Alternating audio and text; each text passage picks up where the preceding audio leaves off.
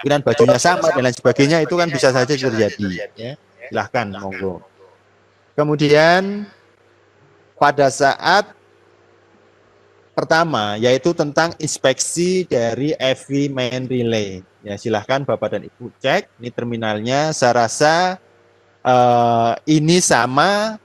Kalau Bapak dan Ibu buka manual, ini pun sama. Ya, di manual sama. Pada saat pengecekan main relay, bagaimana? Nah, silahkan Bapak dan Ibu lakukan. Ya, terminal 1 dan 3, terminal 2 dan 4, kemudian terminal ini 2 dan 4, ini 2 kali nulisnya Bapak dan Ibu ya. Ya, ini silakan Bapak dan Ibu. Mungkin ini 2 dan 3 yang B-nya, tapi ini sama ya. Enternya sama ya Bapak dan Ibu. Karena pada dasarnya relaynya itu 4 kaki nanti. Ya. Jadi 1 3 dan 2 4 ya. Ya, ini mungkin udah biasa. Saya rasa dalam pembelajaran pengecekan relay ini juga sering dilakukan. Silahkan itu Bapak dan Ibu ya. Kemudian yang B, inspeksi dari sirkuit opening relay. Nah, ini silahkan Bapak dan Ibu lakukan ya. Karena ini menggunakan engine prosesor, Bapak dan Ibu tinggal mengikuti. Nah, tentu saja sebagai objeknya ini kalau Bapak dan Ibu menggunakan unit yang masih karburator, tentu saja ini juga tidak bisa. Nah, otomatis Bapak dan Ibu harus menggunakan unit minimal dia sudah menggunakan ECM pada ECU-nya. Ya. Ini. Nah, silakan. Ini di manual juga ada. Ya, di manual itu tak ada. Ya, Bapak dan Ibu tinggal nanti melakukan pengecekan terminal 1 dan 3, terminal 2 dan 4. Ya, kemudian terminal B+ dan FB, ya. Nah, silakan nanti Bapak dan Ibu melakukannya. Kemudian inspeksi dari full injector sound. Nah, ini mungkin saya nggak tahu apakah tempat Ibu mempunyai ada yang istilahnya sound scope, ada juga yang berbicara stetoskop. Ya, ini alatnya seperti yang punya perawat atau dokter untuk mendengarkan detak jantung. Ya, silahkan. Ya, kalau tidak punya, misalnya tidak punya, ya mungkin Bapak dan Ibu cara melakukannya, ya mungkin ya silahkan seperti apa namanya tukang di kereta api kalau tidak punya. Ya. Jadi penghubungnya, penyambungnya itu menggunakan semacam kawat ya. Jadi kalau tukang apa namanya kereta api itu kan dipukul-pukul ya, dipukul-pukul ya untuk mendeteksi ya, mendeteksi.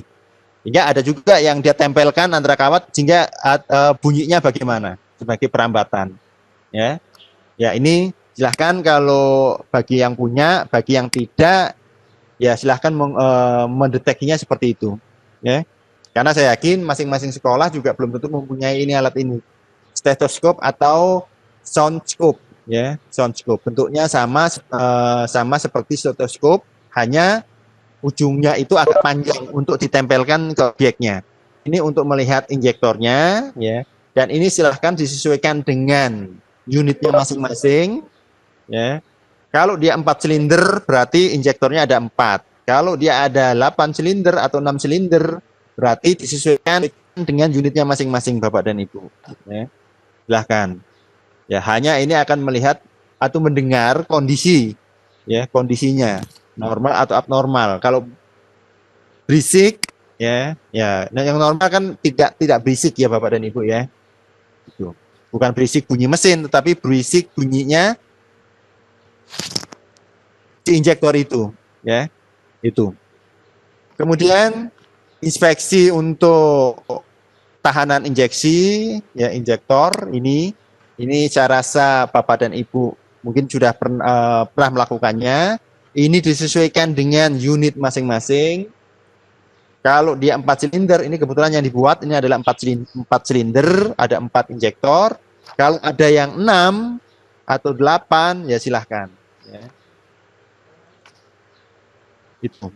Ada yang 3 ya silahkan ya, mungkin menggunakan apa namanya Xenia yang 1000 cc mungkin ya, 3 silinder kan ada ya silahkan ya.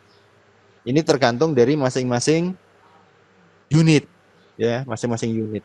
Tolong pada saat Bapak dan Ibu menentukan good atau bad, ya, Bapak dan Ibu harus menulis spesifikasinya, ya. Spesifikasinya berapa sehingga hasil pengukurannya ini nanti dibandingkan dengan spesifikasi masih dalam rank atau tidak. Nah, ini mohon Bapak dan Ibu selalu memperhatikan ini. Kemudian inspeksi dari volume injeksi, ya, full injektor. Ini mempergunakan injektor cleaner atau injektor tester. Ya, ini bagi teman-teman yang mempunyai, ya, silahkan menggunakan. Nah, bagi yang tidak tersedia di sekolahnya, ya diusahakan Bapak dan Ibu bisa bergabung dengan, ya, dengan sekolah yang memilikinya, ya, memilikinya. Silahkan Bapak dan Ibu lakukan. Nah, jelek-jeleknya bila tidak ada, ini nanti silahkan diskusikan, ya. Kalau dia tidak mempunyai, kemudian terkendala PSBB dan lain sebagainya, silahkan Bapak dan Ibu diskusikan dengan masing-masing mentor, ya. Yang dengan saya silahkan diskusikan dengan saya, yang dengan Pak Yunus silahkan diskusikan dengan Pak Yunus, ya. Untuk memberikan kebijakan, memberikan solusi untuk mengukur dari debit atau volume injektor, ya. Jadi silahkan nanti didiskusikan dengan masing-masing mentor. Yang dengan Pak Yunus, yang dengan Sutiono, ya. Sehingga Bapak dan Ibu tidak usah pusing, oh kalau nggak punya gimana, sehingga Bapak dan Ibu tidak mengumpulkan tuh dan lain sebagainya. Silahkan, ya. Nah, misalnya, oh ternyata kami tidak punya yang untuk mobil, punyanya yang untuk motor, ya silahkan. Intinya Bapak dan Ibu bisa mengoperasikan itu. Operasikan injektor cleaner atau injektor tester, ya, silahkan. Karena untuk yang motor itu biasanya hanya 2 injektor, yang 4 juga ada. Silahkan ya Bapak dan Ibu, karena intinya atau prinsipnya itu sama, ya. Kemudian Bapak dan Ibu diminta untuk mengukur TPS-nya, untuk angle-nya, ya. Ada gap limited screw, kemudian 0 derajat, ya, atau 0, terus gap di 0,35, 0,59 sampai kepada full angle throttle, ya. Silahkan nanti Bapak dan Ibu ukur, ya. Ini standarnya sudah ditentukan, ya. Standarnya. Nah, ini juga tergantung dari masing-masing, ya, tergantung dari masing-masing servis manual ATPN. Ada yang menampilkan, ada yang tidak. Ya, ada yang menampilkan, ada yang tidak. Nah, ini sebagai contoh, kemarin kebetulan di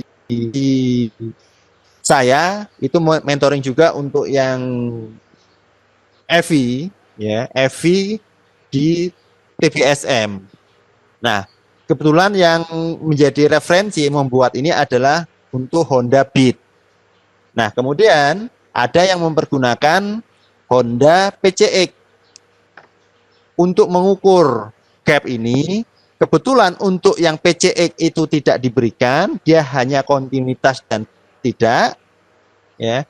Tetapi yang Beat itu ada, ya. Artinya dari satu ATPN pun dengan beda unit, ini juga beda standar, ya. Ini mohon nanti disesuaikan dengan unit yang dipergunakan, ya, standar ohmnya. Tetapi kalau Bapak dan Ibu menggunakan, ini kebetulan referensinya adalah Avanza, menggunakan Avanza, ini tidak akan beda dengan ini, ya Bapak dan Ibu, ya. Kemudian Bapak dan Ibu diminta untuk malfunctionnya, ya, mil, ya, malfunction indikator lampnya, atau mil blinking atau mil kedip, ya. Silahkan Bapak dan Ibu, ya, untuk mengidentifikasi, ya, mengidentifikasi. Nah, ini kalau yang digunakan engine normal berarti milnya itu tidak ada. Ya, silahkan ini sebagai pengetahuan Bapak dan Ibu, sebagai identifikasi, Bapak dan Ibu bisa merujuk ke masing-masing servis manual atau masing-masing ATPN. Ya, karena ini juga akan berbeda. Misalnya satu dari Suzuki, satunya dari Toyota, pasti berbeda, ya, pasti berbeda. Mohon ini Bapak dan Ibu disesuaikan dengan unit, ya. Silahkan Bapak dan Ibu identifikasi, ya, kedipan-kedipannya, ya, mungkin kedipan 13, 24, ya. Itu Bapak dan Ibu silahkan identifikasi gangguannya itu apa, ya. Ya, syukur-syukur Bapak dan Ibu apal. Kalau nggak apal, silahkan mohon Bapak dan Ibu yang ini di sound dulu, di mute dulu. Gangguannya Bapak dan Ibu bisa lihat di manualnya. Ya.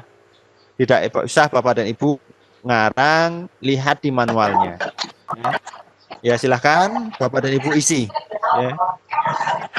Ini sebagai identifikasi saja, tidak usah pada nanti dicopot, kemudian ada gangguan ini ternyata berkedip. Ya, sebagai pengetahuan tidak apa-apa sebagai tambahannya. Tetapi apabila unit memang tidak ada, silahkan Bapak dan Ibu identifikasi dari manual. Ya, dari manual. Ya. Ini.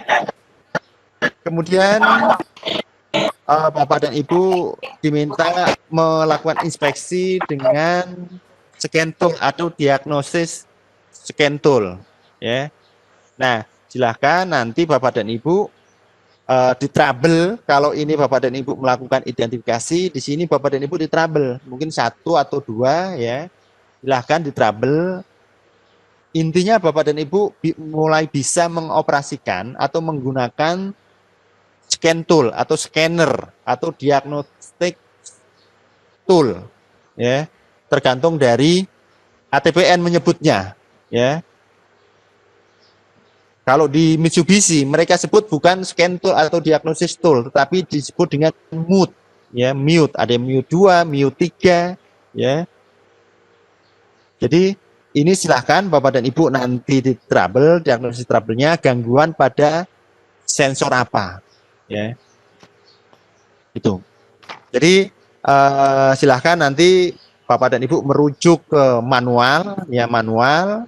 Tentu saja ini sangat penting sekali manual karena untuk mengetahui standar dan trouble-nya, ya, trouble-nya. Jadi seperti itu sebagai penjelasannya. Bila mana ada hal-hal yang memang perlu diklarifikasi sebelum kita melanjutkan pengenalan lebih lanjut tentang EVI, ya, secara umum dan spesifik, silahkan kalau ada hal-hal yang perlu diklarifikasi mengenai LK ini, silahkan kepada Bapak dan Ibu.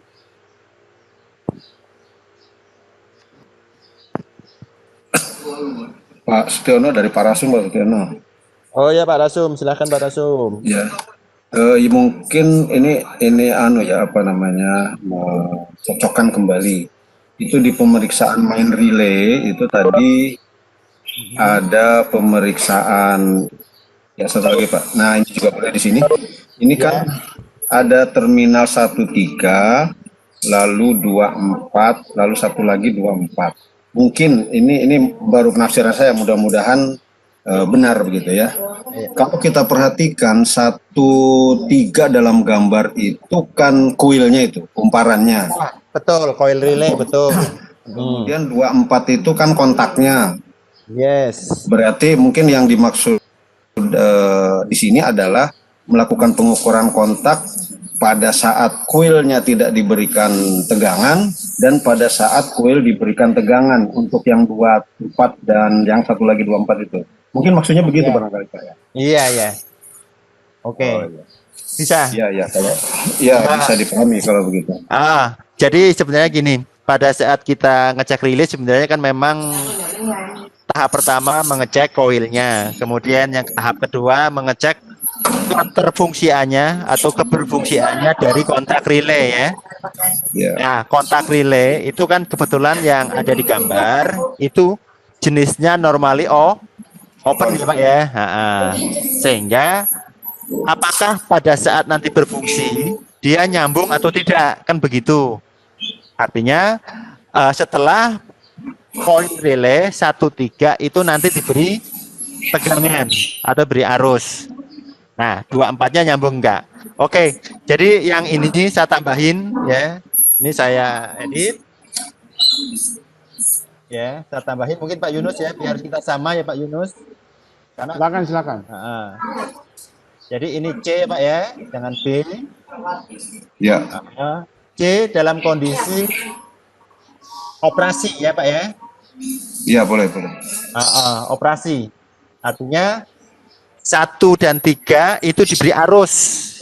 Ya, Maksudnya 3 dan 1 maksudnya ya, bukan 1 dan 3, 3 dan 1 diberi arus. Nah, seperti itu Pak ya. Sepakat Bapak dan Ibu ya? iya Pak. Siap. Oke, ya sip, mantap. Memang kalau ada Pak Rasum itu jeli itu. Saja. Bener. Iya, jujur aja ya, oke ya. Nah, ada lagi Bapak dan Ibu, sepakat Bapak dan Ibu semuanya ya. Jadi nanti Bapak dan Ibu bisa dengarkan nanti kontak main relay-nya bunyi tok enggak ya? Bukan TikTok itu yang sekarang lagi rame Bang Jago, bukan ya. Tapi tik ya, tik. Bukan TikTok Bang Jago. Ya.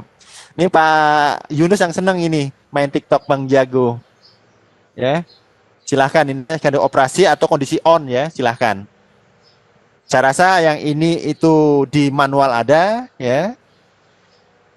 Sebenarnya ini mengecek fuel pump sebenarnya Bapak dan Ibu ya, mengecek fuel pump ya.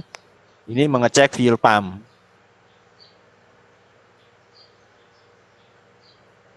Ada lagi Bapak dan Ibu? Saya rasa jelas ya. Kalau memang tidak ada perbaikan, tidak ada yang perlu diklarifikasi, mungkin untuk LK seperti ini, ya mohon Bapak dan Ibu nanti mengerjakan setelah ya. Setelah nanti ini juga sama Bapak dan Ibu ya. Ini 2424-nya ini kondisi on juga nih Pak ya. Siap. Nah, kondisi on ya atau operasi ya. Karena kalau kondisi on itu operasi kayaknya nggak ada dalam bahasa kontrol, adanya on atau off ya. Aktif atau tidak aktif ya, atau aktif ini ya Pak ya. Karena dalam bahasa kontrol itu yang kenal itu.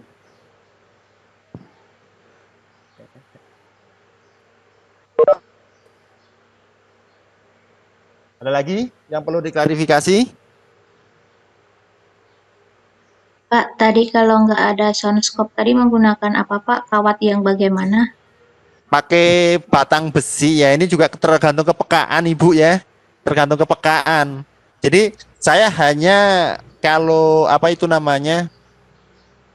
kalau mekanik yang ada di, mohon maaf ini yang di pinggir jalan seperti di ABC, di Bance, gitu kan banyak mekanik itu. Dia mendengarkan itu, ada yang metodenya itu menggunakan batang, ditempelkan ke yang mau didengarkan sebagai penghubung, atau dia mendengarkan dengan seksama, tidak menggunakan peralatan itu.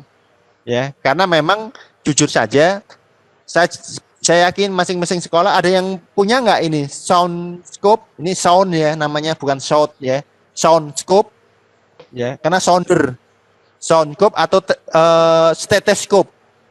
Ada yang punya nggak sekolah ini? Ada Pak. Oh ada. Ya, yang nggak punya pinjam ke UKS ini. Ya, Ada Pak. Kalau nggak ada pakai yang stethoscope yang punya ini juga nggak apa-apa. Ya. Nah, saya punyanya stetoskop buat manusia Pak. Nggak apa-apa lah itu. Tapi jangan ditempel-tempelkan bener ya. Takutnya itu kan membran itu ya, panas ya. Nah, pakai itu tidak apa-apa lah. Ini aja, kita tahu lah ya, kita tahu. Ini sebagai ini saja ya. Silahkan pakai stetoskop itu juga nggak apa-apa. Karena kalau yang asli yang dimaksud itu, dia di ujungnya itu ya itu nanti ada kawat semacam pipa yang agak panjang borok, itu yang ditempelkan. Kemudian di dalamnya itu berisi pipa, itu sifatnya seperti resonansi sebenarnya, ya resonansi. Jadi gelombangnya itu nanti melalui udara dia dirambatkan. Jadi seperti itu. Enggak apa-apa, Bu. Pakai stetoskop enggak apa-apa, Bu. Ya. Kerja sama isiannya. Pinjam ke UKS sudah apa-apa sebentar. Buat apa? Buat meriksa jantungnya engine gitu. Oke, Bu Ya, siapa? Putri. Kalau kira-kira setelah itu, lah nanti dicek jantungnya bapaknya. Kira-kira denyutnya itu naik enggak kalau dicek sama ibu.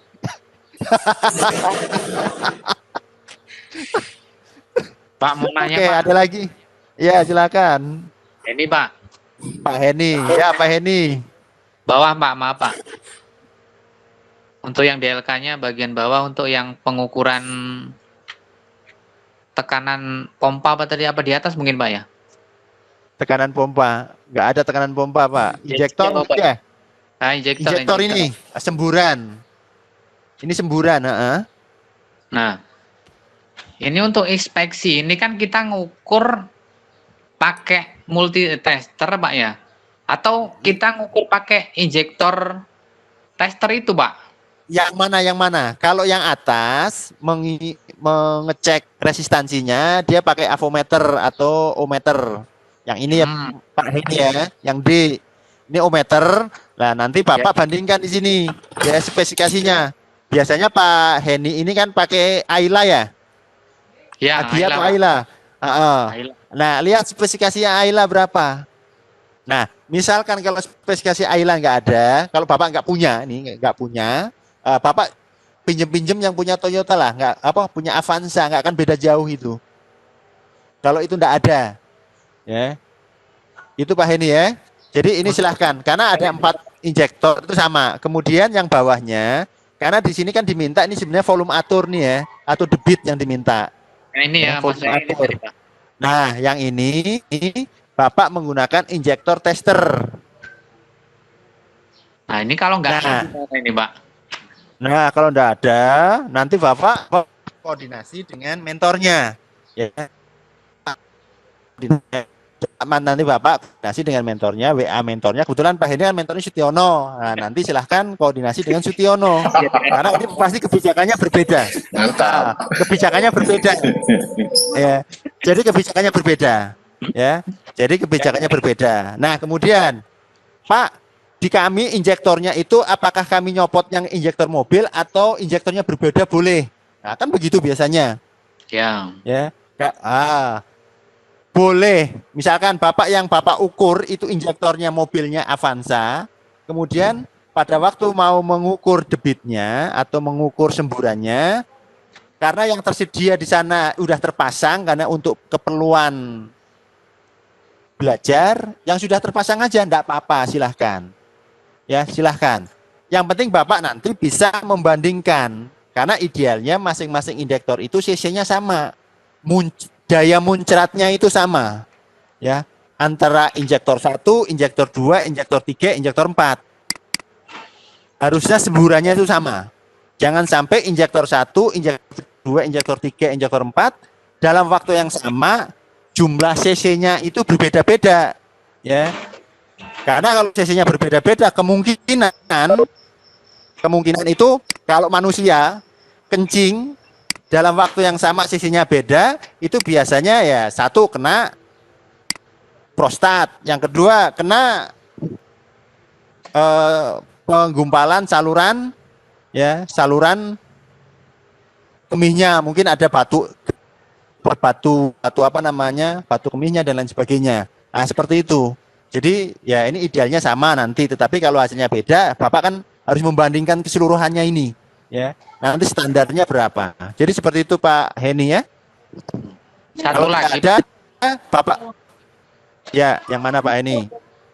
Jadi kan untuk inspeksi tadi misalkan kan saya pakai unit Pak. Itu Ayla. Sampaikan tadi spesifikasinya yang nggak ada. Itu kan ada engine stand Avanza kalau nggak salah Pak. Nah jadi di dalam pengisian LK itu untuk 2 kendaraan gimana Pak? Sini punyaku. Jadi Enggak apa-apa, silahkan. Ya, silahkan. Jadi yang jadi referensi Bapak adalah yang diperiksa. Ya nggak apa-apa, unitnya air. Kemudian pada waktu Bapak memeriksanya itu di engine stand karena takut ailanya rusak, kan pakai engine Iya. stand. Nah, yang Bapak gunakan sebagai referensinya adalah engine stand itu, jangan ailanya. Karena engine stand itu sebagai referensinya pada saat ngukur, katakan, ngukur injektornya, oh berapa tahanannya berapa, gunakan itu. Ya Pak Heni ya. Jadi gunakan itu. Ini sekalian Pak Heni. Yang Pak Heni itu kan kemarin menggunakan Ayla, kemudian ngukur yang tahanan O2 ya Pak Heni ya. Iya, Pak. Saya mungkin Bapak sudah mengirimkan LK kepada saya dan sudah saya cek ya. Komen saya, benar nggak itu LK standarnya itu 250? Mungkin nanti dicek lagi, Pak. Nah, cek lagi ya. Dicek lagi. Pertama standarnya Bapak nulisnya 250, itu aneh. Kemudian yang kedua, hasil pengukurannya Bapak menampilkan 200 ohm, kemudian di sampingnya itu ada tulisan 2 sampai 4 2 sampai atau 5 volt. Padahal yang ditanyakan tahanan. Cek lagi ya Pak ya. Itu sudah saya komen, tetapi belum bisa saya upload. Nah ya, ini untuk kepentingan kita semua ya Pak Heni ya. Iya Pak. Oke, ada lagi. Oke ya. Oke, Bapak dan Ibu lainnya. Halo Pak, izin Pak. Silakan. Izin Pak, minta Arif Pak dari Jakarta Pak. Iya Pak Arif. Iya, ini yang F ini Pak, Inspection of Turtle Position Sensor Angel Pak. Iya. Ini penjelasannya bagaimana Pak? Masih kurang paham Pak. Ini ya. Itu kan ada skru yang nanti harus Bapak dan Ibu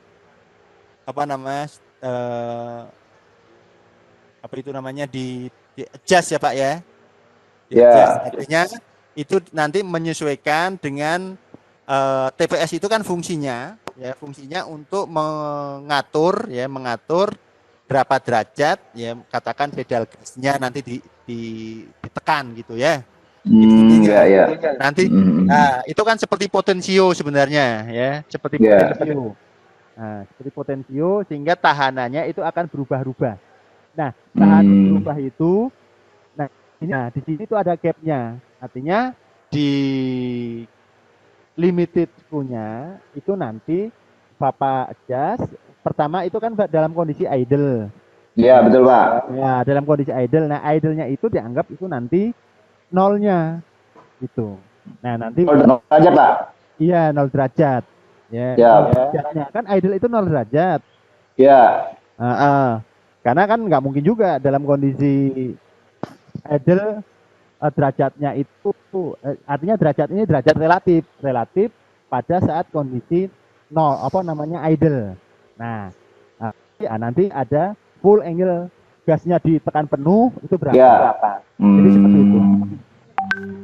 Karena kan itu fungsi dari hambatan ya. Nah, mohon ini nanti diisi ya. Saya nggak tahu, kadang-kadang tiap unit beda standarnya.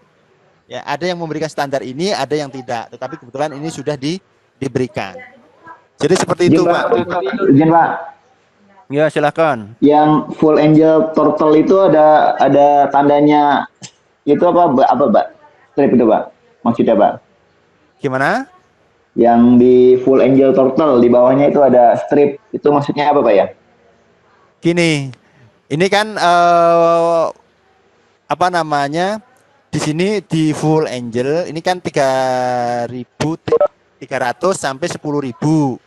Nah, yang bawahnya ini pada saat VC 3.000 sampai 7.000. Artinya ini silahkan Bapak dan Ibu nanti disesuaikan dengan unit masing-masing. Istilah VTA, idle ya. Kemudian ini sampai full angel ini kan ada ranknya. Ini pasti nanti akan berubah-ubah. Ya. VC-nya juga akan berubah-ubah. Nilainya itu pasti berubah, bukan nilai satuan. Ya. Itu. Jadi seperti itu. Kalau Jadi VC itu apa istilah apa Pak? VC. VC. Iya Pak. Apa Bapak dan Ibu ada yang kenal di Toyota? Kayak Idel lah, Idel. Ini full throttle apa sih? Engine ya. VC ada yang tahu nggak Bapak dan Ibu? Oh, nggak tahu. Nanti saya buka dulu di apa namanya servis manualnya Pak ya, sambil saya ini. Ya, baik Pak, baik Pak. Saya mau buka manualnya biar Bapak dan Ibu biar apa lebih ini lagi ya. Baik Pak, ya Pak. Makasih Pak, makasih. Ya, siap. Oke, untuk sementara yang inspeksi ini, yang throttle position sensor, saya akan buka manual dari Avanza ya. Barusan saya udah coba buka tapi belum bisa karena ini sifatnya adalah software. Ya. Siap, ya. Kalau sudah terbuka nanti saya apa namanya sharekan. Siap. Makasih banyak Pak. Oke. Yang lainnya Bapak dan Ibu? Ya Pak, halo, assalamualaikum Pak. Waalaikumsalam. Dari Arham Pak, Sulawesi Tenggara. Ya Pak Arham. Ya Pak Arham. Ya gini Pak, ini kan pengujian injektor ya Pak ya. Kan saya punya pengujian injektor sepeda motor. Apakah bisa digunakan untuk injektor mobil Pak? Gini aja, kalau memang itu enggak apa-apa Bapak dan Ibu. Ya. Kalau Bapak dan Ibu punyanya untuk yang sepeda motor, enggak apa-apa. Yang penting prinsipnya sama Bapak dan Ibu. Ya. Itu prinsipnya sama. Nah, mungkin speknya yang agak berbeda. Ya, karena pada dasarnya jumlah volumenya itu yang berbeda ya dalam semburannya.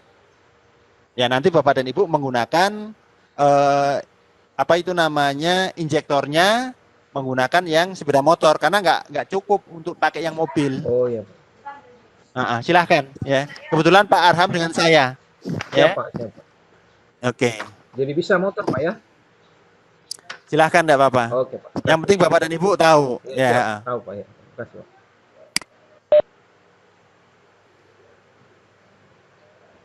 Ada lagi? Mungkin sambil saya membuka softwarenya yang Avanza, ya.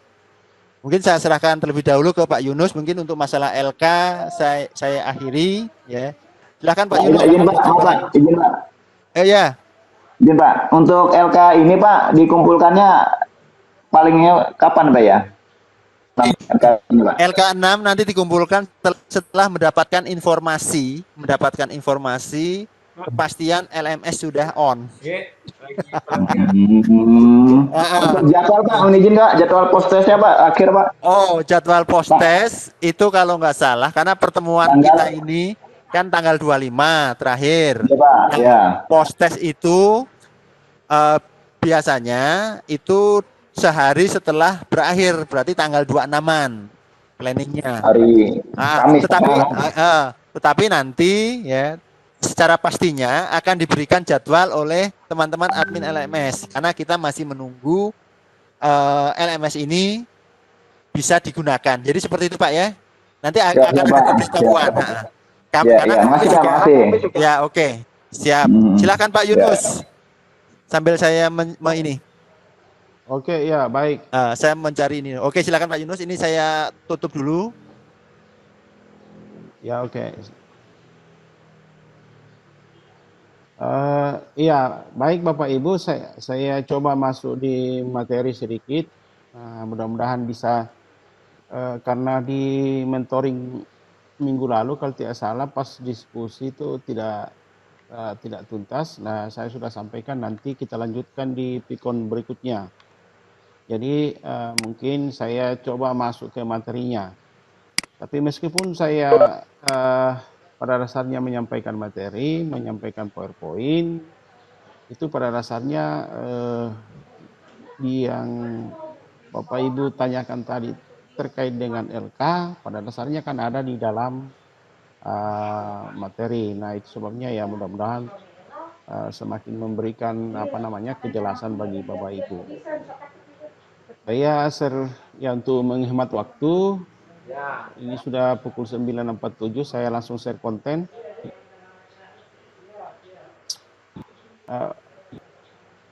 Bisa dimonitor Bapak Ibu? Ya, sudah muncul, Pak. Ini suaranya kecil. Masuk, Pak. Masuk ya. Saya dulu. Oke ya. Baik, saya mulai dari kembali lagi, saya mulai dari sini supaya memberikan gambaran yang jelas bagi kita. Sekali lagi nanti kalau sudah Bapak Ibu sudah bisa download materinya atau mungkin nanti di Japri aja supaya lebih cepat Bapak Ibu mendapatnya. Nah, kalau berbicara tentang KP6 itu garis besarnya kembali seperti ini. Nah, meskipun masih ada sistem-sistem lain sebenarnya yang tidak secara langsung ada di dalam diagram ini, tapi pada dasarnya terkait dengan sistem lain. Tapi yang kira-kira intinya seperti ini.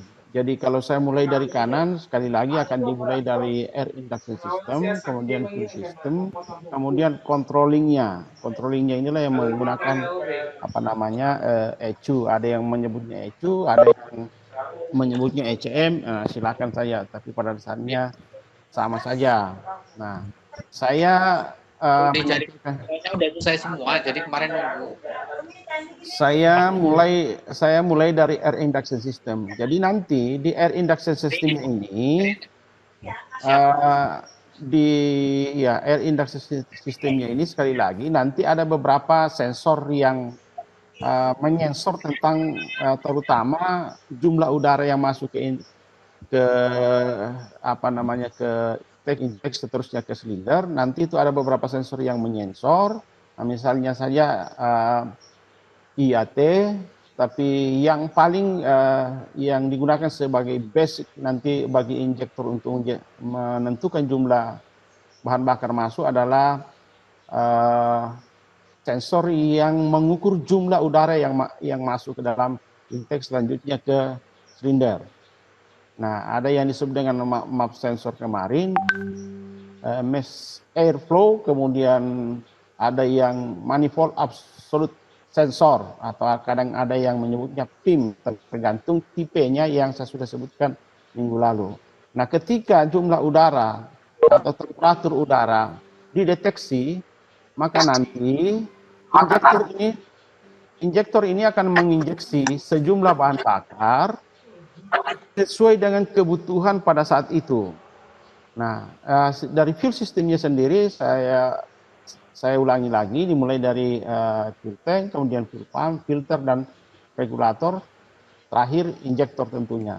Nah, untuk sensor-sensornya yang seperti ini, nah pada dasarnya di sini intinya ECU, jadi semua sensor-sensor yang ada dalam kotak ini akan mengirim data yang disensor, yang dikirim ke ECU sebagai bahan bagi ECU untuk sebagai bahan informasi bagi ECU untuk memerintah atau mengirim perintah ke aktuator yaitu injektor untuk menginjeksi bahan bakar. Tujuannya agar apa namanya yang selalu menjadi acuan di situ adalah perbandingan udara yang tepat, kemudian campuran udara yang homogen.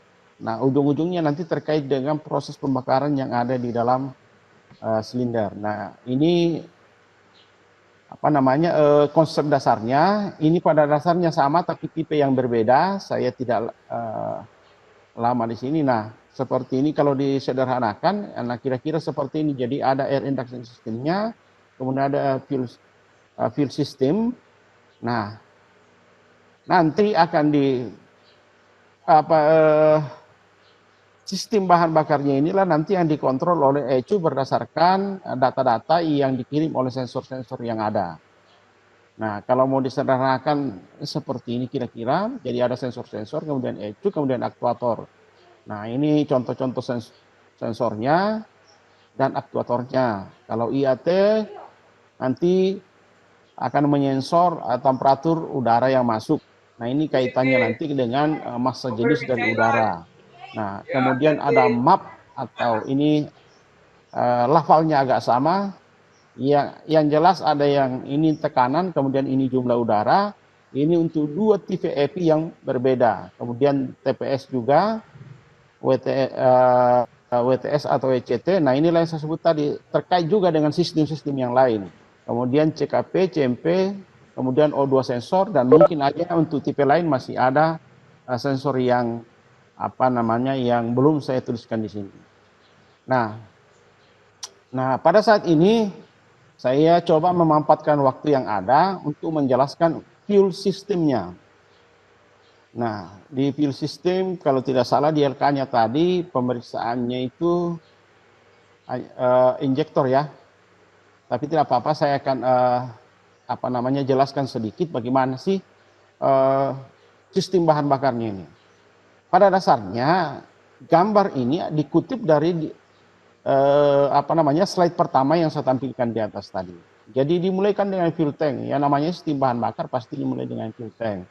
Kita membeli bahan bakar, pasti kita menyimpannya di dalam fuel tank.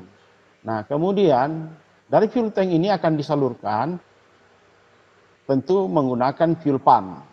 Nah, fuel pump kemudian begitu ini ada tanda panah, kemudian dialirkan, ada fuel filter, kemudian delivery pipe.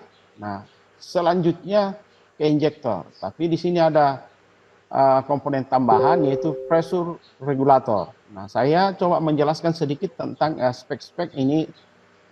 Saya biasa menghindari angka-angka, cuma ini penting untuk dijelaskan. Regulator ini dia akan menjaga standby pressure yang ada dalam sistem ini kurang lebih 2,55 sampai 2,9 kg cm kuadrat. Jadi pada setiap saat di dalam line ini atau saluran-saluran ini sudah terdapat bahan bakar dengan tekanan sekian. Komponen apa yang mengaturnya itu? Inilah yang disebut dengan pressure regulator. Silakan nanti diidentifikasi mungkin di engine stand atau yang punya mobil silakan.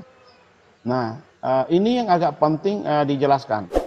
Nanti di fuel pump itu, di fuel pump itu di dalamnya kalau kita pelajari lebih dalam, kalau kita kira-kira bedah dia lebih detail, di dalam itu ada namanya relief valve. Kalau tidak salah ya. Nah, relief valve ini nanti ketika tekanan di dalam saluran-saluran ini melebihi dari 6 kg cm kuadrat, maka dia secara otomatis langsung mengembalikan ke fuel tank. Nah, kapan itu bisa terjadi? Nah, ketika misalnya fuel filternya ini tersumbat, nah tentu tekanan di sini akan meningkat dengan luar biasa karena kan ketika engine-nya lagi on, maka si pompa juga akan terus berputar. Nah, tekanan di sini akan meningkat dengan luar biasa, tentu bisa menyebabkan kerusakan. Nah, untuk mencegah itu, maka di fuel pump ini dilengkapi dengan komponen yang bernama relief valve yang nanti akan mendrain atau membypass bahan bakar tadi kembali ke fuel tank. Nah, yang harus dipahami barangkali di sini angkanya agak berbeda. Kalau di pressure regulator itu 2,55 sampai 2,9 kg cm kuadrat. Kalau ini 3,5 sampai 6 kg cm kuadrat. Kenapa seperti itu? Iya, karena pada dasarnya yang ini hanya bertindak sebagai safety pada komponen-komponen fuel system. Nah, sementara regulator ini adalah menjaga agar tekanan yang ada di dalam saluran sistem bahan bakar ini tetap pada angka ini. Ketika tekanannya melebihi, maka dia akan mengembalikan juga ke fuel tank. Kapan bisa terjadi misalnya melebihi dari 2,9? Misalnya kan pompa ini RPM-nya meningkat, nah tentu nanti akan menyebabkan juga tekanan di dalam sini akan meningkat. Nah, ketika terjadi tekanan melebihi dari yang dipersyaratkan di sini, maka bahan bakar akan dikembalikan ke fuel tank. Nah, itu sebabnya dalam setiap sistem bahan bakar itu pasti Bapak Ibu menemukan di samping line supply pasti ada return. Line return kalau tidak salah bahasanya ya. Kalau kurang pas nanti dicocokkan. Nah, kalau mau disederhanakan kira-kira seperti ini. Dari fuel tank, fuel pump, filter, delivery pipe, injektor, ke intake manifold di setiap silinder. Pressure regulator akan mengembalikan ketika tekanan di dalam sudah melampaui tekanan yang dipersyaratkan di atas. Itu yang pertama secara umum. Nah, dari dua komponen pada sistem bahan bakar ini saya coba akan menjelaskan dengan waktu yang ada. Pertama fuel pumpnya, yang kedua injektornya. Nah, untuk fuel pumpnya seperti ini. Saya mudah-mudahan saya bisa menyampaikannya ini. Pak Sutiono, Pak Ketua, suara saya bisa dimonitor? Jelas Pak. Jelas ya. Nah, fuel pump barangkali, bukan barangkali. Kalau kita buat kira-kira dia punya gambar, nah seperti ini. Kira-kira. Nah, skematiknya seperti ini. Nah, saya akan coba menjelaskan. Nah, ini kalau Bapak Ibu pernah membuka fuel pump yang ini, nah kebetulan kami ya kira-kira sebulan atau 2 bulan lalu di kami itu ada 2 unit yang katanya sudah 10 tahunan tidak pernah dihidupkan, dan fuel pumpnya ini kami lepas. Dan penyakitnya sudah sangat parah, sudah tidak bisa bergerak sama sekali, tidak bisa si motornya ini sudah tidak bisa bergerak sama sekali. Tapi setelah ya menggunakan segala cara pemeriksaan, gimana caranya akhirnya normal kembali. Jadi unitnya sudah bisa jalan dan sudah dipakai oleh teman-teman kemarin yang luri di sini. Di dalam seperti ini, ada fuel pump filter sebelum masuk ke sini, kemudian di dalam ada impeller seperti ini, kemudian ini motor. Nah, kemudian nanti bahan bakar akan dialirkan ke atas sini. Nah, di sini ada namanya check valve. Nah, ini yang tadi yang saya sebut relief valve, yang menjaga yang bertindak sebagai safety pada sistem bahan bakar. Ketika tekanan di dalam line atau saluran bahan bakar itu sudah melebihi spek ini, maka bahan bakar itu, maka relief valve ini akan membuka sehingga langsung dialirkan kembali ke fuel tank. Nah, ini relief valve-nya. Nah, ini relief valve atau ya katup yang dikontrol oleh tekanan. Ada istilahnya, coba nanti saya cari-cari. Jadi dia bekerja, dia terbuka atau menutup tergantung dari variabel tekanan yang dari bahan bakar. Di sistem hidrolik juga ada, yang mungkin pernah belajar sistem hidrolik, ini banyak sekali digunakan. Kemudian di sini ada check valve. Nah, check valve ini fungsinya nanti dia hanya bisa mengalirkan fluida atau bahan bakar satu arah. Jadi dia bisa mengalirkan ke atas, tapi begitu ketika on dia akan mengalirkan ke atas, begitu off dia langsung menutup. Itu sebabnya di dalam saluran itu pasti sudah tersedia bahan bakar, sudah standby bahan bakar dengan tekanan yang tadi itu. Nah, itu dari penjelasan sedikit tentang pompa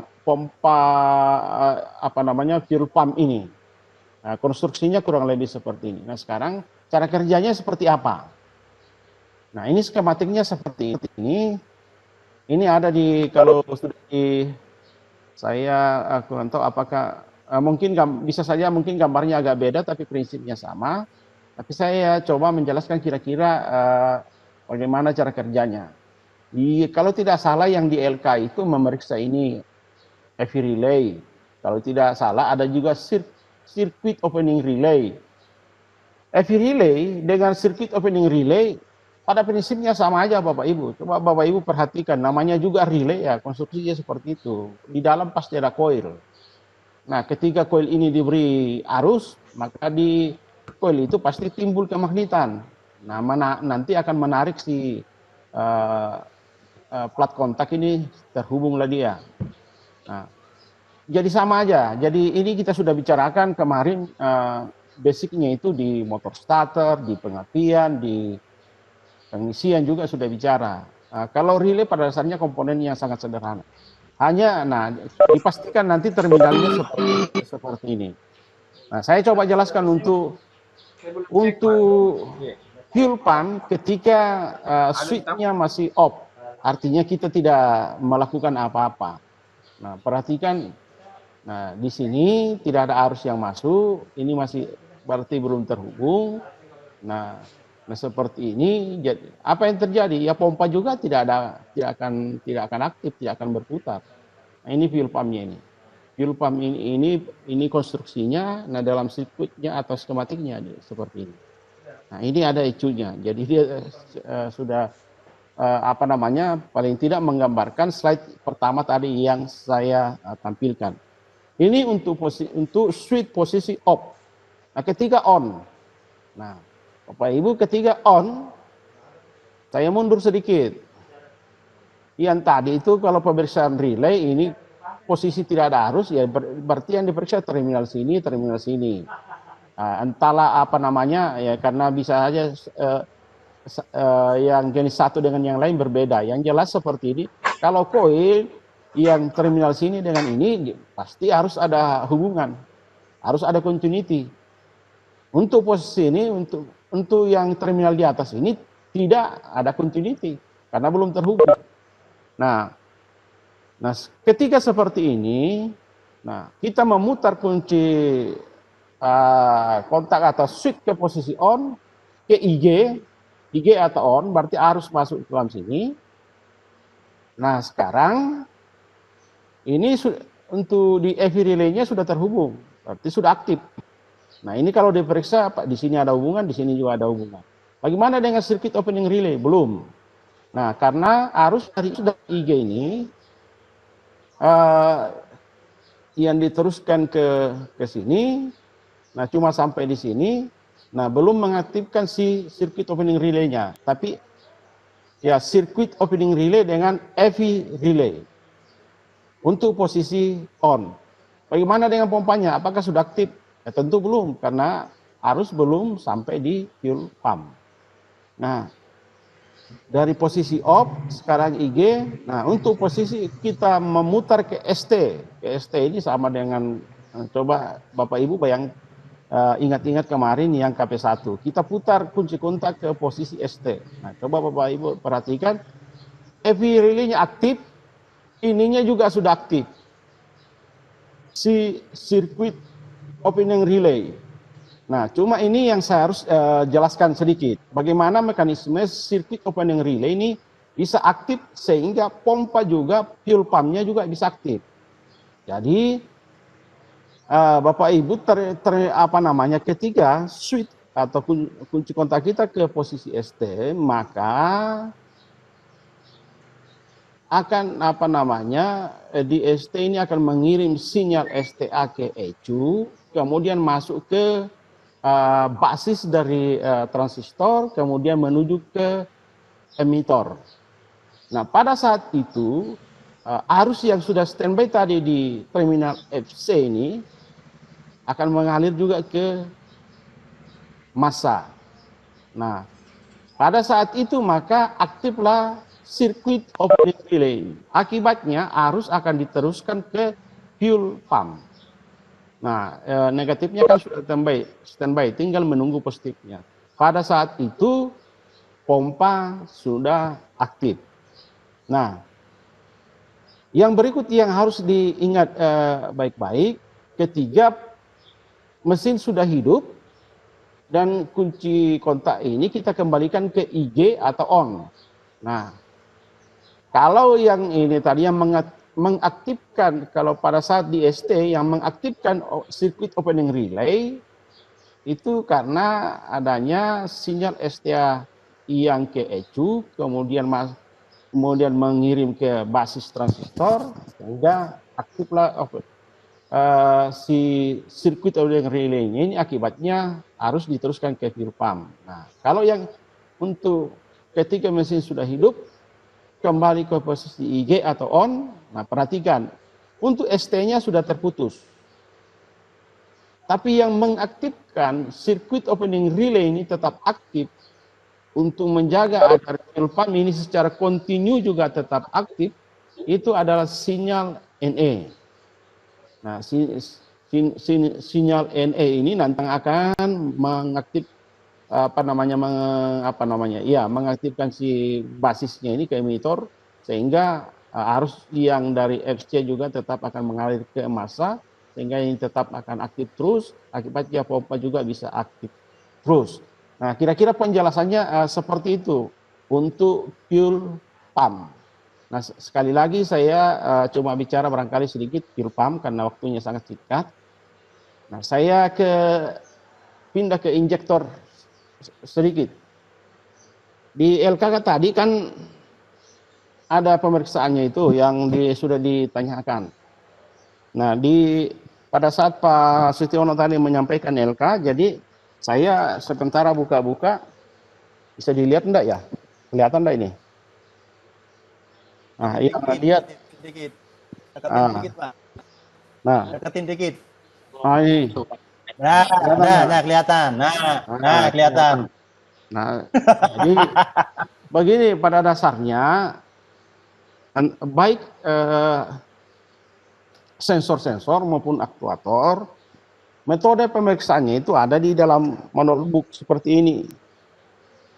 Tapi nanti kan spesifik ini, misalnya kebetulan yang saya pegang ini Avanza punya. Tapi pada dasarnya barangkali yang berbeda nanti spek-speknya.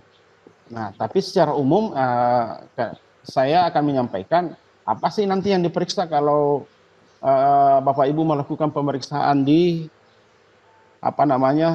mungkin di sekolah. Nah, untuk injektor, kebetulan saya pegang bukunya nanti. Yang pertama nanti diperiksa adalah tahanan dari koil yang ada di dalam sini. Nah, di sini, Bapak Ibu nanti kalau buka injektor di sini, ini kebetulan tidak kelihatan karena saya cuma kutip gambarnya. Ini kalau dibuka dari atas, di sini nanti ada 2 terminal. Ya, tinggal ambil ohmmeter, ukur tahanannya. Untuk Avanza saya melihatnya di sini, begitu kita mengukur tahanan itu speknya kurang lebih 12 ohm. Nah, yang berikut apa yang akan diperiksa terkait dengan injektor ini. Satu, spraynya. Spraynya itu apa ya? Semburannya, betul. Bentuk dari semburan dari nozzle nanti. Ini yang akan nanti diperiksa. Nah, ini agak sulit menyebutnya, tapi paling tidak nanti kalau Bapak Ibu membaca tentang sistem bahan bakar nanti bentuknya. Yang jelas tidak lurus tidak lurus, nah nanti agak sulit ya menjelaskannya. Lurus seperti apa Pak Yunus? Sampaikan aja, seperti kita. Karena ujung-ujungnya nanti kan akan bercampur dengan udara di intake-nya itu. Jadi dia spraynya kebetulan di kita ada alatnya, mungkin ya mudah-mudahan mungkin saya bisa bikin videonya nanti dikirim lah. Jadi yang pertama diperiksa spraynya, kemudian yang kedua yang diperiksa kebocorannya. Ada bocor tidak? Nah, di manual book yang saya pegang ini cuma memperbolehkan kalau toh juga dia bocor cuma 1 tetes dalam 1 menit. Nah, kalau sudah 2 tetes, 3 tetes, apalagi menetes terus, keluar terus, ya pasti berarti itu sudah di luar spek. Yang ketiga yang diukur flow test. Flow testnya tadi itu kalau tidak salah ada di LK, itulah di LK tadi itu yang nanti kalau yang di Avanza ini dalam 15 detik berapa milimeter yang dia yang ada. Nanti kan ada diatur durasinya 15 detik, kemudian nanti flow testnya dilihat berapa volumenya. Nah, nanti tinggal di-compare ke manual book-nya. Nah, kalau di Avanza yang saya pegang ini, dia di mana ya? 44 sampai 49 mililiter untuk 49 detiknya. Tapi mungkin nanti untuk jenis yang lain berbeda. Tapi paling tidak secara umum nanti kalau pemeriksaan terhadap injektor itu seperti itu.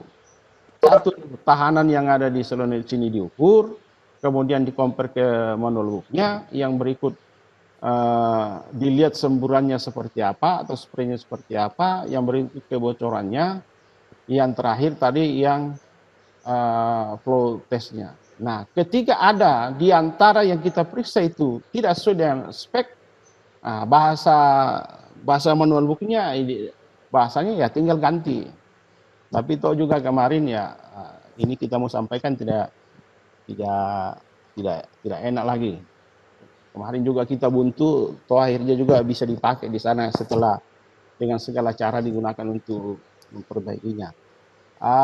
Yang berikut, tadi ada yang bertanya tentang apa lagi namanya ini, siapa ini? Saya lupa namanya ini. Soundscope atau apa? Stetoskop ya. Kelihatan enggak ini? Saya ada pegang ini karena ada yang tanya tadi jadi. Kasihan itu yang untuk manusia dipakai untuk. Ya, terlihat Pak. Terlihat ya. Nah, Ya, terlihat Pak. Kenapa sih harus diperiksa seperti itu? Karena seperti itu, seperti ini Bapak Ibu. Nah, pada dasarnya cara kerjanya seperti ini. Nah, tadi kan saya sudah menjelaskan di atas bahwa di sini ada standby pressure dari bahan bakar yang nilainya tadi itu 2,55 sampai 2,9 kg per centimeter kuadrat itu sudah standby di sini. Nah, di sini Bapak Ibu boleh lihat komponen-komponen yang ada pelanyer, kemudian ada nozzle. Nah, sebenarnya di sini ada needle valve-nya, mana ya? Di bawah sini. Nah, ketika si pelanyernya ini terangkat, nah bagaimana caranya terangkat? Ketika ada arus yang dikirim oleh ECU, itu akan menyebabkan kemagnetan di dalam coil ini, sehingga akan melawan si spring itu, terangkatlah si pelanyar ini. Apa yang terjadi? Maka karena di sini sudah ada standby pressure, otomatis bahan bakarnya langsung menyemprot. Menyemprot seperti itu. Nah, terkait dengan apa namanya, mungkin ini yang harus saya tambahkan sedikit. Nanti kalau kita belajar sedikit tentang sistem bahan bakar, kemudian bicara injektor, nanti ada volume yang diinjeksikan oleh injektor ini, itu tergantung dengan lamanya si pelanyar ini terangkat.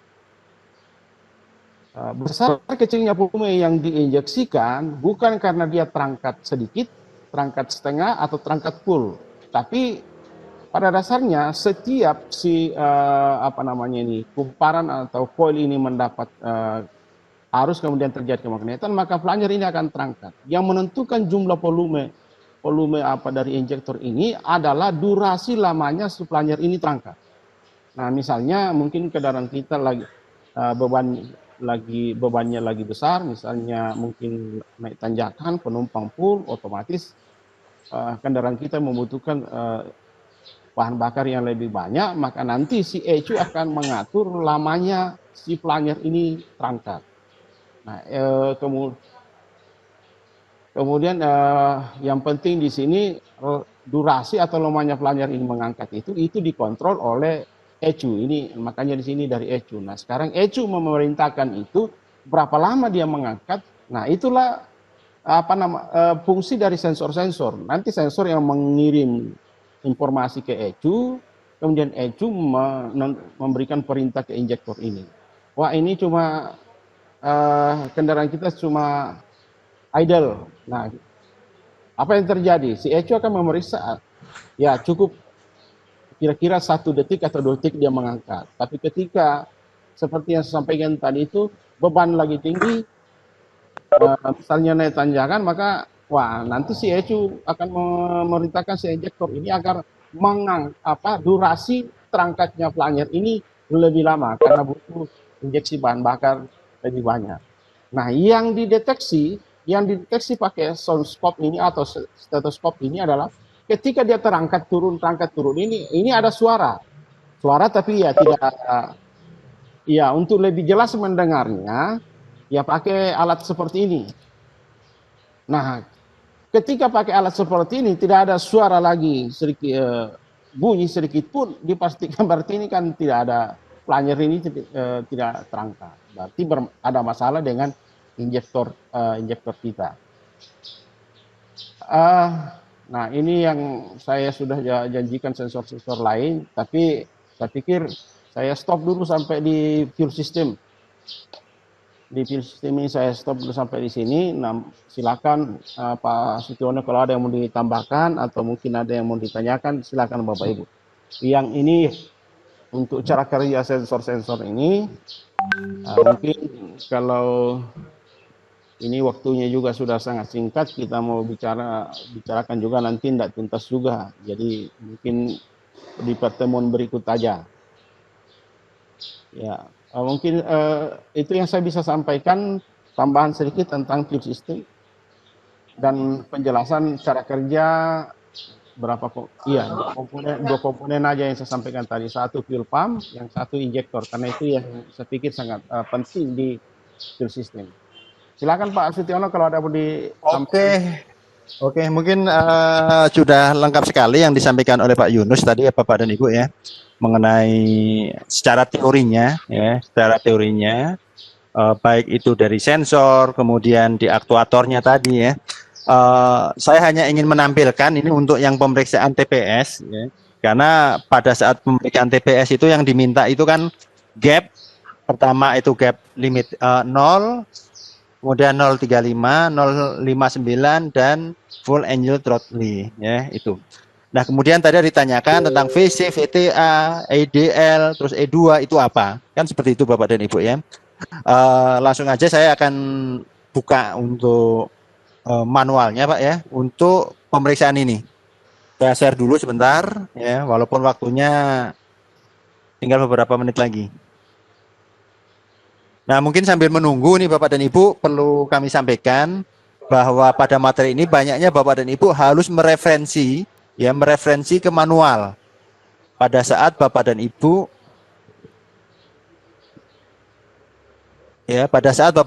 ingin mengerjakan LK itu, ya.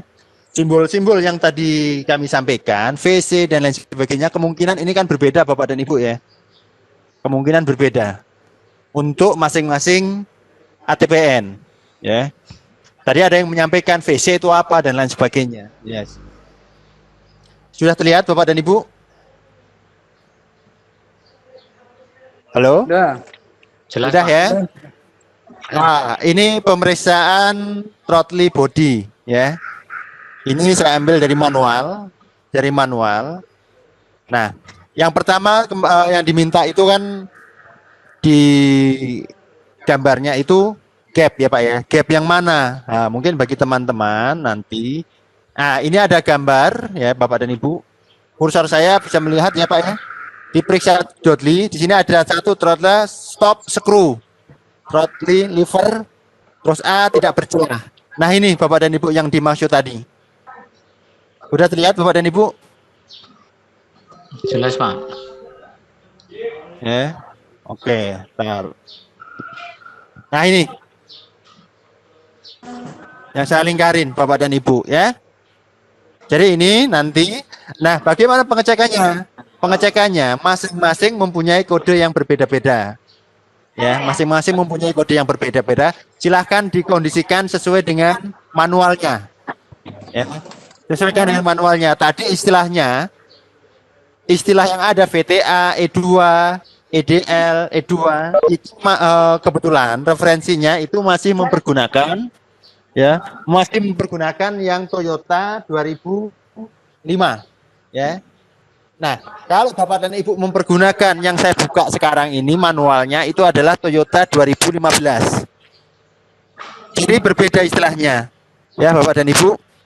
Nah, tetapi ada beberapa yang memang itu sama, seperti VC itu sama karena istilahnya sama. Ya. Itu voltase kontrol. Ya, artinya nanti pada saat Bapak dan Ibu selalu melihat kalau itu VC pasti itu larinya ke kontrol, ke sistem ECU. Nah, ini. Kemudian pada saat standar pengetesan posisinya, ya ini, ya. Diminta tadi di manual di LK itu kan 0, 0,35, 0,59, kemudian full angel throttle, ya, artinya full, ya. Nah, kalau kita merujuk ke manual, Yang ada itu hanya pada kondisi tertutup penuh dan terbuka penuh. Ya. Tertutup penuh dan terbuka penuh. Nah, artinya pada saat nanti terjadi gas ataupun idle itu tertutup penuh. Artinya ini. Kemudian pada saat terbuka penuh, maka dia akan lebih besar. Ya. Terbuka penuh. Jadi ini. Nah, mobil baru. Jadi tahanan meningkat secara proporsional sesuai sudut throttle lever. Ini ada keterangannya. Hanya di manual itu tidak disampaikan. Celahnya itu berapanya itu tidak ada. Jadi silahkan Bapak dan Ibu itu melakukan pengukuran mengikuti manual. Ya. Ini saya ambil dari manualnya Avanza. Ya. Izin Pak. Ya, silahkan. Ya, untuk merubah-rubah sudutnya itu melalui gas atau skrup yang tadi Pak, yang diputar-putar Pak? Untuk merubahnya, enaknya lewat mana? Ini ada gambarnya ya Pak ya? Iya Pak. Nah, kalau Bapak dan Ibu sudah ditentukan nolnya, itu kan sebagai titik referensi idle-nya Pak ya? Nah, Bapak putar gasnya yang mana? Yang ini. Ini kan bisa diputar ya sama Bapak ya? Ya. Nah, jadi bisa sendirian. Ya. Nah, nanti kalau Bapak dan Ibu di unit, kondisi hidup, kondisi mati. Tentu saja ini Bapak dan kondisi mati kan, engine-nya hidup. Ya. Ya. Ininya Bapak putar. Ini kan kabel gas ya Pak ya? Ya. Silahkan. Jadi seperti itu. Makanya tadi Pak Yunus menyampaikan manual sebagai referensinya. Kebetulan beliau sedang megang manualnya untuk hardnya. Nah, kebetulan saya hardnya nggak megang, saya megangnya softnya. Saya pengennya yang soft aja lah. Kalau Pak Yunus kan senangnya hard, karena masih saya masih soft aja saya. Nah, ikutin aja ya 3A karena di sini istilahnya udah beda lagi nanti. Ya, kebetulan di sini istilahnya nanti ya PSW. Ya, ada VC, PSW.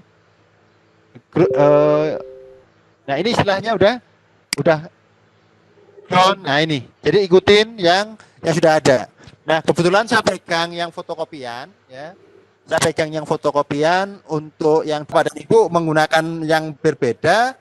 Nanti dengan istilah yang sama karena pada dasarnya pada saat kita berbicara, ya VC itu sama, ya. Kemudian ada VTA, ya. Kemudian VTA pada saat kita berbicara di sini namanya bukan VTA lagi. Ya. Di sini namanya PSB, ya. Itu. Jadi ini VTA, PSB. Hanya beda istilah. Ya, jangan tanya kepada kami, kayak Pak Yunus ataupun saya, kenapa istilahnya dibeda-bedain. Ya.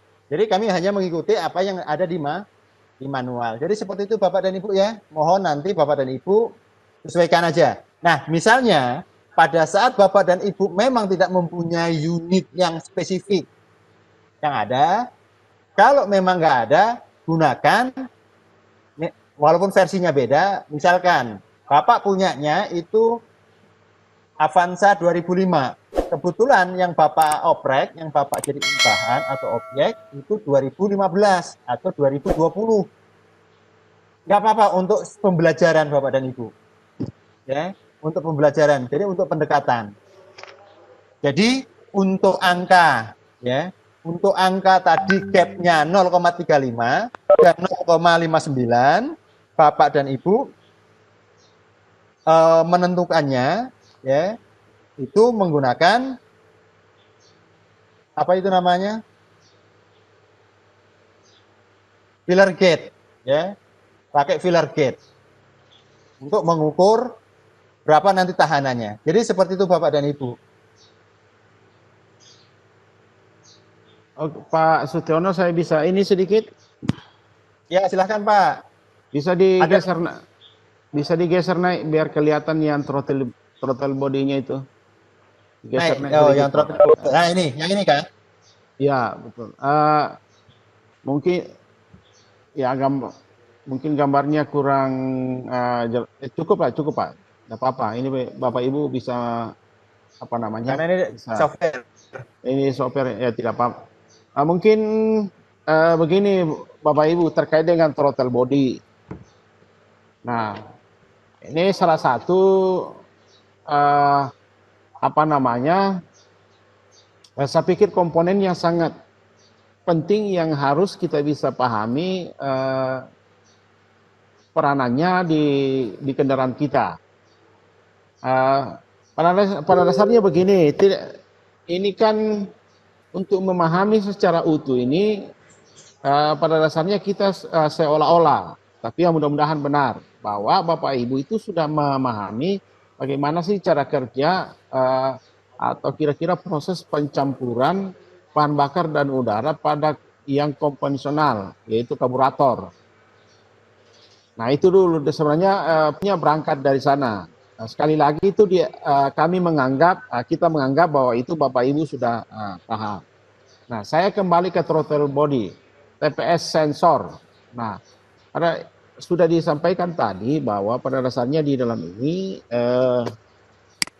ada ketika ini nanti sangat berpengaruh terhubung langsung dengan map sensor itu. Maksudnya seperti ini. Nah di throttle body ini kan ada apa namanya throttle valve atau bahasa apa sih bahasa kita apa sih? Nah ketika kita menginjak gas maka nanti throttle valve-nya ini akan terbuka. Nah ketika dia terbuka di dalam itu ada komponen nanti yang mendeteksi yang disebut dengan potentiometer. Nah dari potentiometer nanti posisi dari throttle valve itu nanti juga akan menyebabkan resistensinya akan berubah-ubah. Nah, ketika resistensinya berubah-ubah, nah nanti tegangannya juga berubah-berubah. Nah, itulah tegangan itu nanti yang menjadi tegangan output dari TPS ini dan menjadi input bagi ECU. Nah, yang selanjutnya yang saya mau sampaikan bahwa ini kan berbanding lurus. Ketika throttle valve-nya terbuka, taruhlah terbuka full, seperti yang disampaikan di pemeriksaan di bawah ini yang ada ini yang ada rupanya di sini. Ketika throttle valve-nya terbuka full kan dipastikan jumlah udara yang masuk itu pasti juga maksimal. Nah, jumlah udara yang masuk itu ada sensor lagi yang mengukurnya. Nah, itulah yang saya sebutkan di atas tadi itu dan sekaligus dia sebagai basic yaitu mesh airflow sensor. Nah itu untuk tipe apa ini? Tipe L. Nah ada juga nanti ketika throttle valve ini terbuka menutup maka tekanan di dalam intake manifold itu akan berubah-ubah. Nah tekanan itu yang akan deteksi oleh sensor yang bernama map sensor untuk tipe E. Nah jadi pada dasarnya semua komponen itu nanti ketika aktif atau bekerja dia saling terkait. Nah, cuma memang barangkali ini kan yang ditanyakan sudah pemeriksaan. Nah, lagi-lagi saya sih mengulang, ketika kita mau berbicara tentang pemeriksaan sebuah komponen, nah seharusnya kita tahu persis gimana dia punya konstruksi seperti apa, fungsinya seperti apa, cara kerjanya seperti apa. Pada saat semua itu kita paham, ketika muncul yang kode-kode seperti ini, kemudian kalimat-kalimat seperti ini, dipastikan yang tertulis misalnya di manual book seperti ini atau mungkin di LK juga itu akan nyambung dengan yang ada di kepala kita. Tetapi sebaliknya, ketika kita belum paham, dari sisi knowledge-nya belum paham, dan kita langsung berbicara tentang pemeriksaannya, maka akan timbul banyak pertanyaan. Nah, makanya seharusnya memang kan dimulai dari langkah-langkahnya. Tapi ya tidak apa-apa. Itu sebabnya tadi kalau yang saya tampilkan di PowerPoint, begitu saya menyampaikan kira bagaimana cara kerjanya, saya menyampaikan nanti kalau diperiksa seperti ini. Nah, nanti begitu kita buka manual book-nya, mungkin dari sisi redaksinya kalimatnya tidak persis sama, tapi maknanya pasti ketemu. Nah, mungkin itu yang saya bisa tambahkan barangkali sedikit. Silakan dilanjutkan Pak Sutiono. Oke, makin jelas ya Bapak dan Ibu ya. Tak terasa waktunya udah 10.33 ini. Nah, itu karena dia. nanti kebetulan saya juga mentoring lagi. Oke, Bapak dan Ibu ya. Untuk apa namanya? Mengerjakan LK, berarti Bapak dan Ibu syarat utamanya itu harus punya apa ya? Manual ya. Mohon ya. Ini bagi teman-teman yang belum mempunyai LK belum mempunyai manual sebagai referensi, ya, sebagai referensi. Karena ini akan merujuk ke referensi, ya. Karena ini akan merujuk ke referensi, sehingga ya kami berharap Bapak dan Ibu bisa kerjasama dengan katakan lintas sekolah, ya, untuk mendapatkan angka standar, ya, angka standar dan prosedurnya. Karena kalau kita berbicara prosedur itu tidak boleh macam-macam, seperti yang di sini, ya, seperti yang ada di manual yang saya buka. Periksa throttling body assembly, artinya periksa bahwa throttling valve tidak berderik. Ya. Ini salah satu langkah yang harus dilakukan oleh mekanik. Oleh mekanik siapa? Mekanik yang ada di Auto 2000, khususnya pada saat melakukan observasi dari Avanza. Nah, periksa apakah tidak ada aliran yang tersumbat dan lain sebagainya. Artinya ini adalah standar, ya, standar. Standar yang harus dilakukan. Nah, mungkin pada sharing pada kesempatan ini sehingga bisa memenuhi standar ataupun pengetahuan yang dipersyaratkan. Jadi seperti itu Bapak dan Ibu. Ya. Mungkin tadi yang mengenai throttling body valve, ya, tadi valve itu istilahnya apa? Throttling. Sebenarnya throttling itu kalau kita berbicara kasar itu adalah katup, karena fungsinya buka dan tutup. Ya. Dia membuka, kalau membuka full, ya, tadi disampaikan Pak Yunus, buka full artinya ya semua aliran udara masuk full ke ruang bakar, ya, ke ruang bakar. Karena apa? Karena tidak ada drag, tidak ada tekanan. Karena tadi kita berbicara ada tekanan dan lain sebagainya. Nah, kalau saya tanya kepada Bapak dan Ibu, sebenarnya tekanan itu apa Bapak dan Ibu?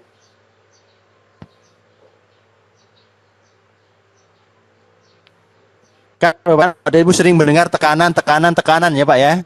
Ya mungkin ada tekanan hidrostatik, ada tekanan kinetik, ya, ada tekanan statis, ya, ada tekanan dinamis dari bentuknya. Ya. Yang dimaksud tekanan apa Bapak dan Ibu? Kita kembali lagi ke akademi. Rumus dasarnya itu adalah gaya persatuan luas, Pak. Iya, rumus dasar. Enggak, kalau terjemahkan dalam kata-kata Bapak dan Ibu. Iya. Karena kita selalu kan, kalau kita berbicara pada saat Bapak dan Ibu mengukur tekanan pada kondisi aliran fluida dinamik, apa ada gaya luas penampang? Ya, jadi begini Bapak dan Ibu ya. Ya mungkin kita kembali lagi memang ke rumus Pascal ya. Memang tadi F sama dengan A. Tapi F sama dengan A itu untuk mekanik ya. Mekanik. F sama dengan A. F sama dengan F per A. Itu mekanik. Di mana ada gaya persatuan luas ya.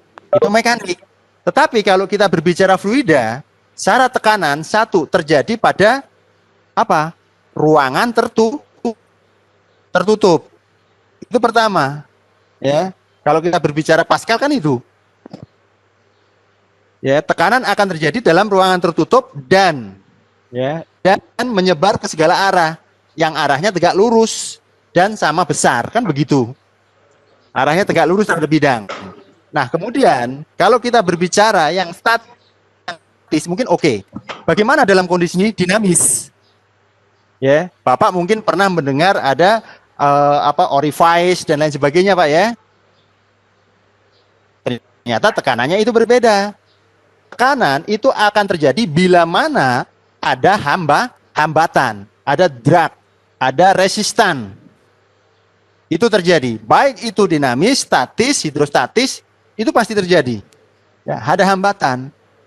Kalau kita mengukur pada sebuah fluida bergerak, udara yang bergerak, ya, dengan luas penampang yang sama, apakah akan terukur Bapak dan Ibu? Akan terukur nggak? Misalkan di pipa gitu. Dia tidak akan terukur. Ya, dia tidak akan terukur. Kenapa tidak akan terukur? Karena tidak mempunyai perbedaan tekanan. Misalkan kalau saya gambarkan, ya.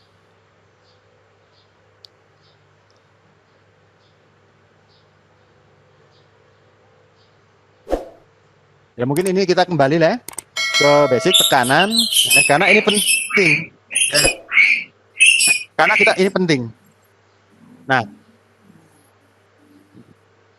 tetapi bila mana kita mengukur aliran fluida di mana ada hambatan, hambatan itu bisa berupa, ya, berupa orifice ataupun pengecilan penampang, maka akan terjadi perbedaan tekanan.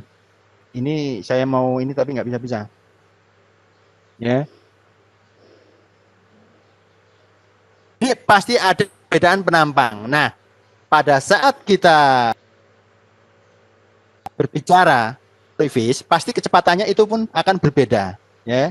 Kecepatan input, kecepatan ada di output, itu pasti akan berbeda. Nah, yang berbeda itulah adanya tekanan. Nah, ini Bapak dan Ibu. Kalau kita mengukur penampang yang lurus, ya, kalau kita kasih alat ukur, mungkin manometer U,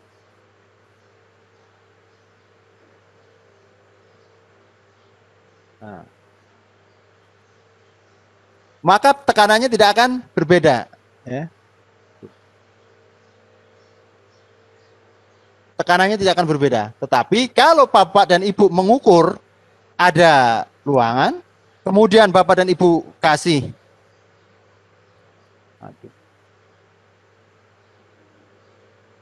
memang ini kalau susah. Anggap aja gini Pak ya.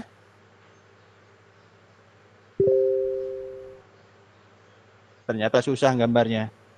Nah, di sini kita kasih hambatan dragnya, ya, susah Bapak dan Ibu.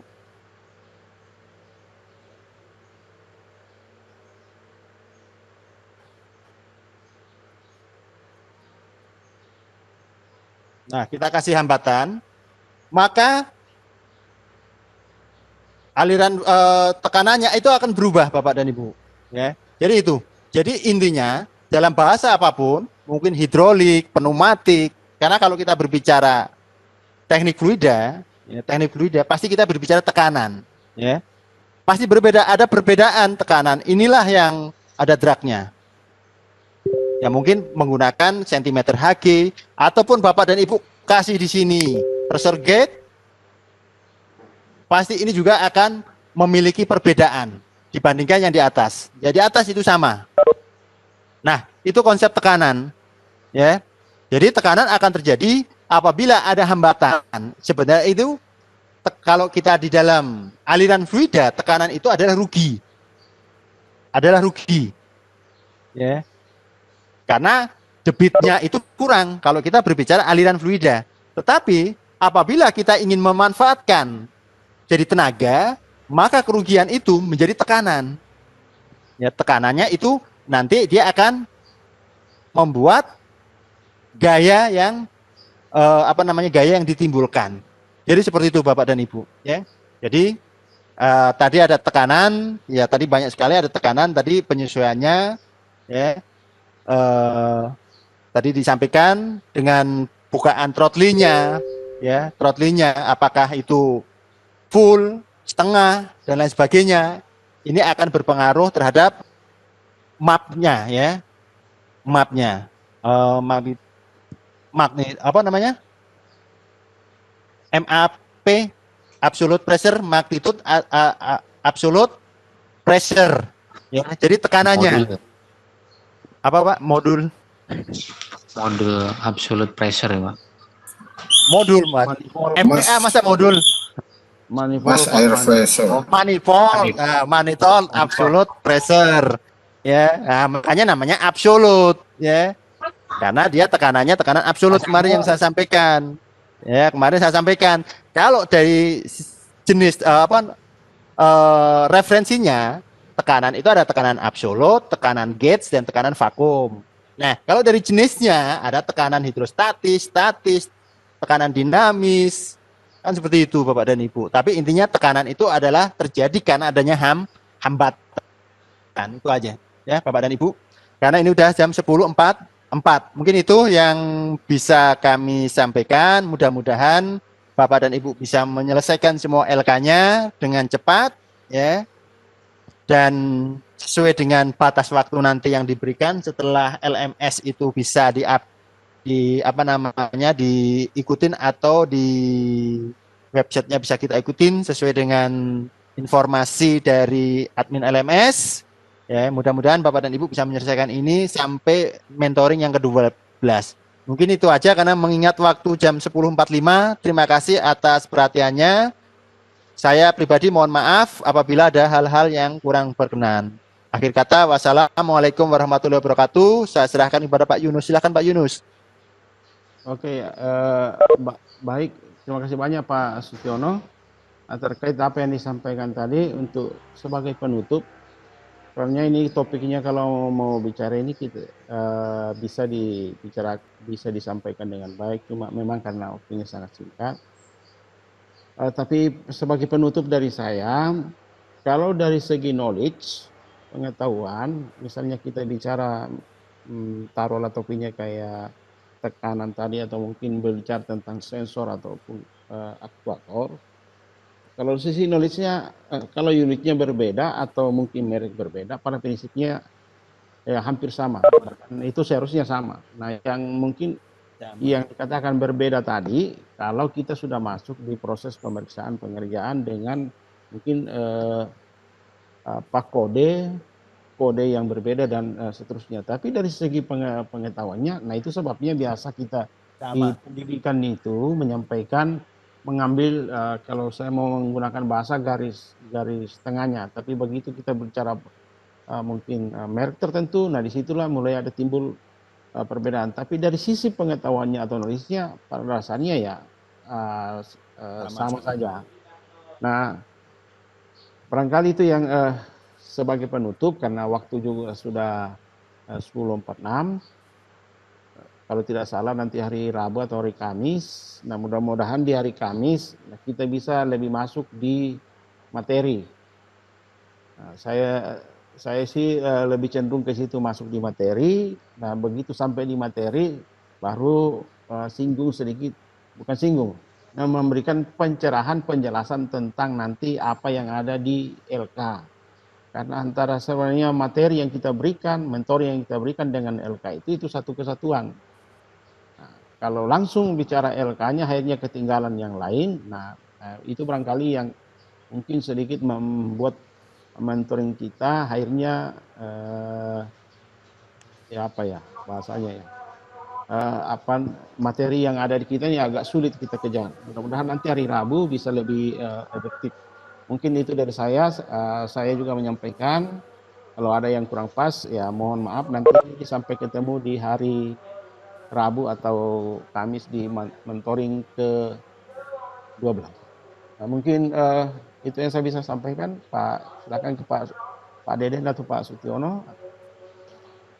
Deden. Pak Deden ya. Pak Deden ada tidak Pak Deden? Mereka lagi nggak ada, tutup aja Pak Yunus kalau nggak ada. Pak Deden tidak ada, jadi mungkin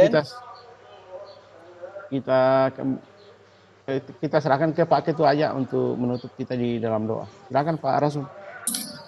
Baik, terima kasih Pak Yunus, Pak Sutiono yang sudah memberikan pencerahannya kepada kami semua. Saya mohon maaf sebelumnya sedikit saya sampaikan, kami punya unit Avanza Pak di sekolah. tetapi manual booknya mungkin perlu dibantu. Kalau bisa di-share manual booknya.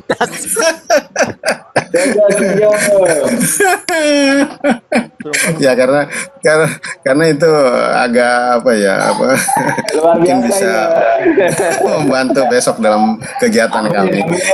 Ya. Oke, gampang itu nanti saya ini ya. Oke, nanti gampang ya. Alhamdulillah. Tapi itu untuk kepentingan pendidikan ya. Untuk kepentingan pendidikan. Siap Pak, siap. Oke. Terima kasih Pak.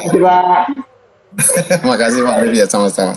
Baik, rekan-rekan sekalian, berakhir sudah kegiatan kita, sampai terlalu banyak kita dapat bonus dari kedua mentor kita, yang mudah-mudahan kebaikan beliau dicatat oleh Allah Subhanahu wa taala sebagai demikian pula apa yang kita lakukan sekarang ini. Kita akhir kegiatan kita untuk siang hari ini dengan pembacaan suratul wal asri. Bukti kita menghormati kepada waktu yang sudah kita berikan, yang sudah kita investasikan, dan mudah-mudahan juga ini menjadi cara atau teknik kita untuk menyampaikan kebaikan kepada anak didik kita. Bismillahirrahmanirrahim. Wal asri innal insana lafi khusrin illa allazina amanu wa amilus solihati wa tawassaw bil haqqi wa tawassaw bis sabr.